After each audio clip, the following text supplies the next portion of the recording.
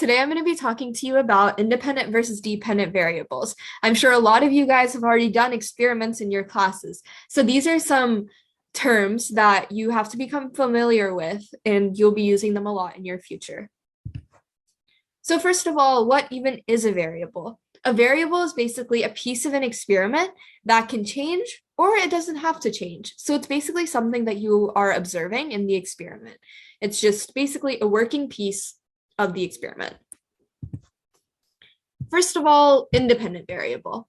So to be independent, it is basically a variable that isn't affected by anything else in the experiment, but the independent variable can be changed by the experimenter. So it's basically what they are testing to see the results, if that makes sense. Does anyone have any examples for what an independent variable could be if you're conducting an experiment to see when do tomato plants grow the best? Would sunlight be one? Good job, Rachel. Sunlight is an amazing answer because you could test it with tomato plants. You could put one in the dark closet. You could put another one right in the middle of your yard, plenty of sunlight, and you can see which one grows better. So good job. And you can only have one independent variable in an experiment and only change one thing purposefully.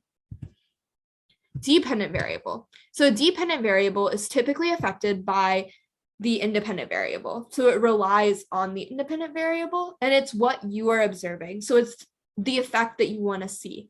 Does anyone have any ideas for what the dependent variable would be in our tomato plant study? Would water be a dependent variable? That's an amazing answer, Amy. But actually, a water is a great independent variable. It's an independent variable because water doesn't get affected by the sunlight and it's not something that we're looking for. It's not what we're observing in the experiment. But thank you so much. Does anyone else have any ideas for dependent variables? Gino? What about how big the plant grows? That's amazing. So that's a great dependent variable.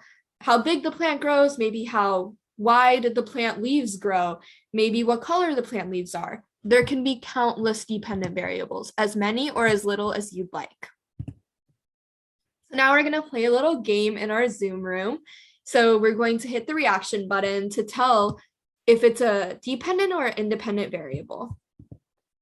So let me know, unmute yourself, and let me know if you can't find the reaction button in your Zoom screen. So dependent will be a heart, and independent will just be confetti. So if we're doing an experiment, testing if the amount of sleep affects test scores. What is the amount of sleep per night? Is that independent or dependent? Okay, so I do see a mix of the heart and the confetti, so we'll be going over this example. What about test scores? And don't be afraid to be wrong, just say whatever you might think. So actually, amount of sleep per night is our independent variable, which is the confetti, and test scores is a dependent variable, which is the heart. And don't be discouraged if you didn't get it right, because this is pretty tricky. So if Rachel were to get 2 hours of sleep before a test, and Amy were to get 14 hours of sleep before a test, the amount of sleep that we're giving these people is changing, but their test scores is being affected by the amount of sleep. So since we're changing the amount of sleep they're getting, that's our independent. That's what we're changing. And the test scores are being changed directly by the amount of sleep. So that's depending on it. So now we're going to do a chance to remember our learn knowledge really well. How many of you guys know the SpongeBob theme song? Raise your hand. Awesome. So I don't need to go over the tune. So we'll jump right in. You guys are the red, I'm the black. Are you ready, kids? Aye, teacher. I can't hear you. Aye, teacher. Oh, who controls the independent variable? I do.